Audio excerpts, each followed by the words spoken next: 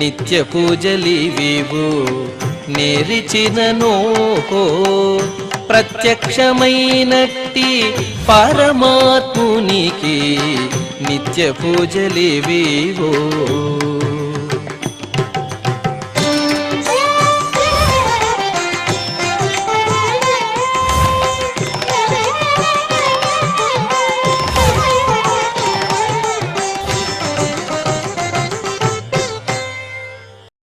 ఓం నమో వెంకటేశాయ. ఈరోజు శనివారము, శ్రీ క్రోధినామ సంవత్సరము, ఉత్తరాయణము, వసంత ఋతువు, వైశాఖ మాసము, కృష్ణపక్షము, విద్య తిథి, జ్యేష్ఠ నక్షత్రము, మే 25, 2024.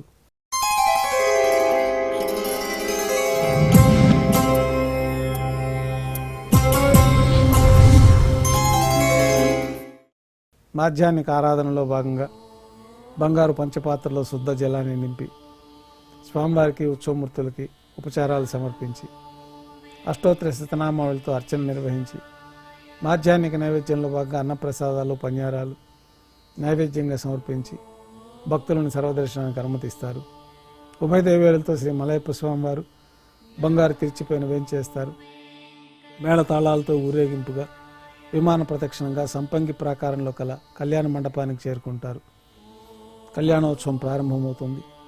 పుణ్యాహవచనం, అంకురార్పణ, రక్షాబంధనము, అగ్నిప్రతిష్ఠ, స్వామివారికి నూతన పట్టు వస్త్రాలు, అమ్మవారికి నూతన పట్టు వస్త్రాల సమర్పణ, మహాసంకల్ప పఠనం, మాంగళ్యాలకు అభిషేకం, మాంగళ్యాలకు ఆరాధన గావించి స్వామివారి తరఫున మాంగళ్యాల్ని అమ్మవార్లకు సమర్పణ గావించి ఈ సందర్భంగా స్వామివారికి, అమ్మవార్లకి కర్పూర నీరాజనం సమర్పించి విశేషమైన హోమాలతో పూర్ణాహుతి పూర్తయిన తర్వాత మాలా పరివర్తనం అనే కార్యక్రమాన్ని నిర్వహించి ఉభయ దేవేరులను స్వామివారి చెంతకు చేర్చి ఈ సందర్భంగా అక్షతారోపణం అనే వైదిక కార్యక్రమాన్ని నిర్వహించి కర్పూర నీరాజనము, నైవేద్యము, తిరిగి కర్పూర నీరాజనంతో కళ్యాణోత్సవం పూర్తి అవుతుంది.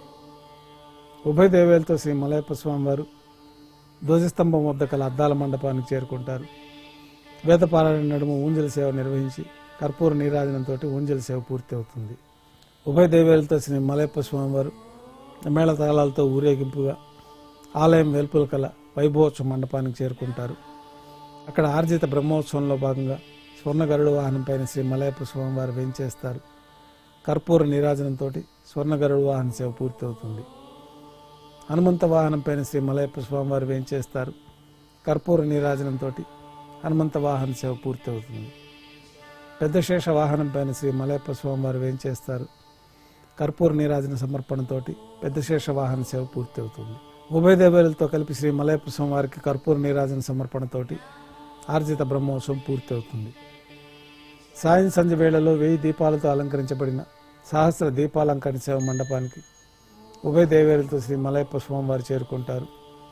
వేదం, గానం, నాదం నడుమ సహస్ర దీపాలంకరణ సేవ నిర్వహించి నక్షత్ర నీరాజనము, కర్పూర నీరాజనంతో సహస్ర దీపాలంకరణ సేవ పూర్తి చేసుకుని 4 తిరువీధుల ఉత్సవం జరుపుకొని ఆలయంలోకి చేరుకుంటారు. ఆలయంలో నైవేద్యం పూర్తయిన తర్వాత గర్భాలయంలో వేంచేస్తారు. వెంటనే రాత్రి తోమాల సేవ ప్రారంభమవుతుంది. ఉదయం సమర్పించిన పుష్పమాలకలు సళ్లింపు చేసుకొని గర్భాలయాన్ని శుద్ధి చేసుకొని బంగారు పంచపాత్రలో శుద్ధ జలాన్ని నింపి శ్రీ వైకానస భగవత్ శాస్త్రోక్తమైన విధానంలో స్వామివార్లకి, ఉత్సవమూర్తులకి ఉపచారాలు సమర్పించి కొత్త పుష్పమాలకలతో మూలమూర్తికి, ఉత్సవమూర్తికి అలంకరణ జరిపి చతుర్వేద మంత్రాలతో మంత్రపుష్పాన్ని సమర్పించి నక్షత్ర నీరాజనము, కర్పూర నీరాజనంతో రాత్రి తోమాల సేవ పూర్తి అవుతుంది.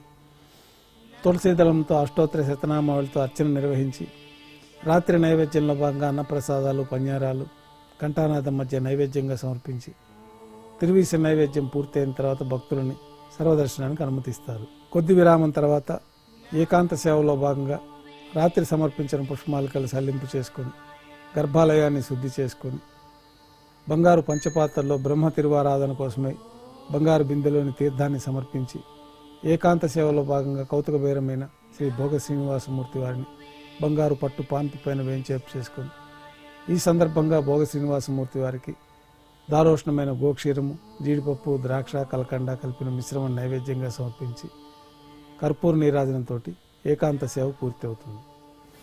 ఓం నమో వెంకటేశాయ. ఓం